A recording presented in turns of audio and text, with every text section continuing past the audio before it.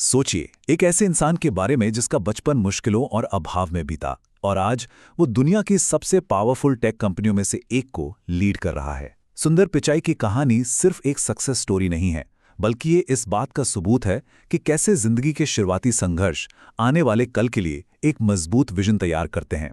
आज हम यही समझेंगे कि कैसे चेन्नई की गलियों के अनुभव गूगल के एआई फर्स्ट फ्यूचर की नींव बने। बस ये एक लाइन सुंदर पिचाई के सफर के स्केल को बताने के लिए काफी है। ये कोई मामूली प्रमोशन या करियर में छलांग नहीं है। ये एक पीढ़ी का एक ऐसा बदलाव है जिसके बारे में सोचना भी मुश्किल है। और इसी जमीन आसमान के फर्क में उनकी कहानी की असली ताकत छिपी है। तो चलिए इस कहानी में थोड़ा और गहरा उतरते हैं।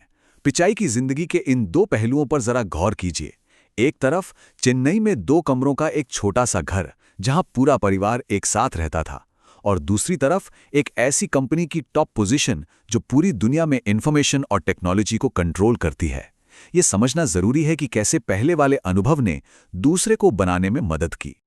तो कहानी का पहला हिस्सा हमें उस दौर में ले जाता है जहां टेक्नोलॉजी कोई लग्जरी नहीं बल्कि एक चमत्कार जैसी थी, और यहीं पर अभाव की दुनिया में पिचाई के मन में टेक्नोलॉजी की ताकत को लेकर एक गहरा विश्वास पैदा हुआ। जरा सोच कर देखिए, घर के नलों में पानी नहीं आता, शहर में भयानक सूखा पड़ा है, पानी के टैंकर आते हैं और हर परिवार को कुछ बाल्टियां पानी मिलता है जिसके लिए घंटों लाइन में खड़ा रहना पड़ता है। यह सुंदर पिचाई के बचपन की रोज की हकीकत थी, और इन्हीं अनुभवों ने टेक्नोलॉजी के लिए उनकी समझ की नींव रखी। उनके घर में एक रोटरी टेलीफोन लगने के लिए 5 साल की वेटिंग लिस्ट थी। 5 साल! लेकिन जिस दिन वो फोन आया, वो सिर्फ एक डिवाइस नहीं था, वो तो पूरे मोहल्ले के लिए एक लाइफलाइन बन गया।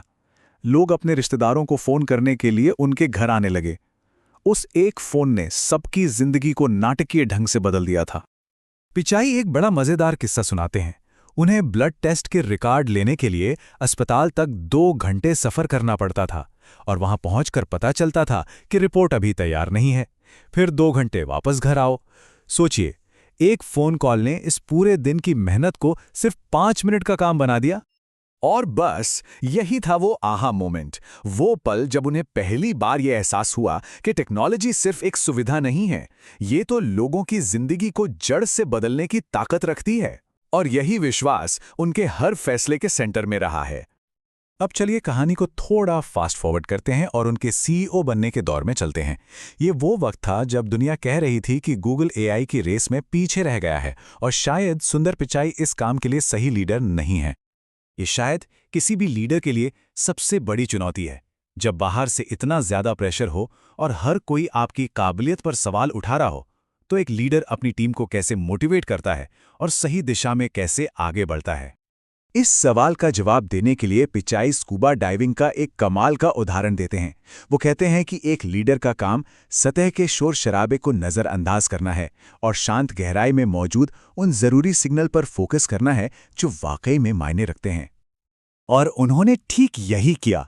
जब बाहरी दुनिया उनकी आलोचना कर रही थी, तब पिचाई अंदर कुछ बहुत बड़े और दूरगामी फैसले ले रहे थे। उन्होंने गूगल ब्रेन और डीप माइंड जैसी दुनिया की बेस्ट टीमों को एक साथ मिला दिया। कंपनी के कस्टम एआई हार्डवेयर यानी टीपीयूज, जो एआई के लिए बने खास चिप्स हैं, उन पर बहुत बड़ा दांव लगाया और शॉर्ट टर्म आलोचनाओं को नज़रअंदाज करके एआई के लॉन्ग टर्म फ्यूचर पर फोकस किया। और यहीं से कहानी अपने सबसे अहम हिस्से पर पहुंचती है, जहां पिचाई का अतीत, उनका लीडरशिप का तरीका और आर्टिफिशियल इंटेलिजेंस के लिए उनका गहरा विजन सब एक साथ आकर जुड़ जाते हैं। ये एक बहुत बहुत बड़ा दावा है। आग और बिजली ने तो पूरी मानव सभ्यता को बदल के रख दिया था। तो फिर पिचाई ऐसा क्यों मानते हैं कि एआई इनसे भी ज्यादा असरदार होगा? इसका जवाब एआई की एक बहुत ही अनोखी क्वालिटी में छिपा है।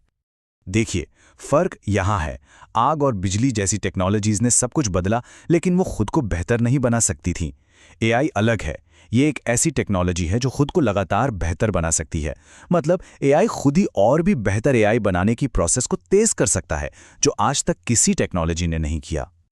इस स्केल को समझने के लिए जरा ये नंबर देखिए। गूगल का जेमिनी मॉडल हर महीने 480 ट्रिलियन टोकन प्रोसेस कर रहा है। टोकन यानी शब्दों या जानकारी के छोटे छोटे हिस्से। ये सिर्फ 1 साल में 50 गुना की बढ़त है। ये दिखाता है कि इंसान की ज्ञान और कुछ नया बनाने की भूख कितनी ज्यादा है, और एआई उस भूख को कैसे पूरा कर रहा है। तो पिचाई के लिए एआई का असली मकसद सिर्फ काम को तेज करना नहीं है। वो मानते हैं कि एआई का सबसे बड़ा वादा है अरबों लोगों के क्रिएटिविटी को अनलॉक करने की ताकत देना। ये हमारे आइडियाज़ को हकीकत में बदलने की प्रोसेस को इतना आसान बना देगा जितना पहले कभी सोचा भी नहीं जा सकता था। लेकिन इतनी पावरफुल टेक्नोलॉजी के साथ कुछ बड़े जोखिम भी तो आते हैं, है ना? और यहीं पर मानवता के भविष्य पर पिचाई का आखिरी दांव सामने आता है। एआई से जुड़े खतरों, या जिन्हें पीक डूम सिनेरियो भी कहते हैं, वो एक वाकई में गंभीर चिंता का विषय है। अगर एआई इतना शक्तिशाली हो सकता है, तो क्या ये इंसानियत के लिए ही खतरा बन सकता है? इस पर पिचाई का नजरिया निराशावादी नहीं है। उनका मानना है कि अगर खतरा सच में बहुत बड़ा होगा तो ये पूरी मानवता को एक साथ आने पर मजबूर कर देगा। जैसे इतिहास में बड़ी बड़ी चुनौतियों का सामना करने के लिए हम सब एक हुए हैं, वैसे ही एआई की चुनौती का सामना करने के लिए भी हम सब एक साथ आएंगे। ये इंसानियत की ताकत में उनका गहरा विश्वास दिखाता है। और आखिर में ये पूरा विश्लेषण हमें एक बहुत ही अहम सवाल पर लाकर छोड़ देता है। एआई एक बहुत शक्तिशाली औजार है, बिल्कुल आग या बिजली की तरह। अब यह हम पर निर्भर करता है कि हम इसका इस्तेमाल कुछ बनाने के लिए करते हैं या बिगाड़ने के लिए। हमारा भविष्य इसी बात पर टिका है कि हम इस नई ताकत के साथ क्या बनाना चुनते हैं।